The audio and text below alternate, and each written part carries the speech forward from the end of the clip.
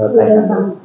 नाही ते कसं आहे, पालकमंत्रीपद कुठलं पाहिजे? गडचिरोली, पालघर, रायगड, सर्व रायगडला पोर्ट आहे, वाढवण बंदर येतोय पालघरला, गडचिरोलीला खदानी खाणी येणार आहे.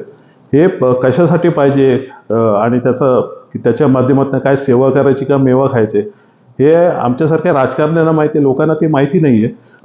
असे काय होतं, DPDCमध्ये आम्ही बघतो केलेल्या मागण्या काय होत नाही अजून पूर्ण.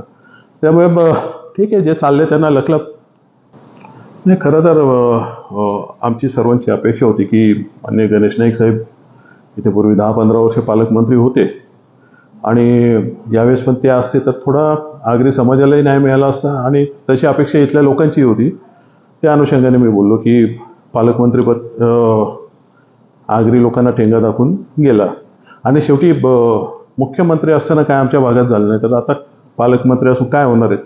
थोड्या अपेक्षा आमच्या होत्या, परंतु त्या पूर्ण नाही झाल्या. जसं धरण फक्त घोषणा झाली, मुख्यमंत्री असताना काय लँड एक्विजिशन किंवा काही पॉलिसी जाहीर व्हायला पाहिजे होती, ती झाली नाही. त्या रागापोटी केलेला ट्विट येतो.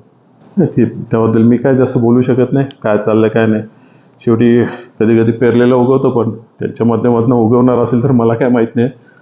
परंतु मला नाही वाटत उदय सामंतजी या प्रकारे कुठलं राजकारण करतील. ते एक सरळ मार्गाने, मी जेवढं त्यांना 5 वर्ष अनुभवलं आहे, एक इमानदारीत काम करणारी व्यक्ती आहे ती. मला असं वाटत नाही, ते थोडा राजकारणाचा भाग वाटतो.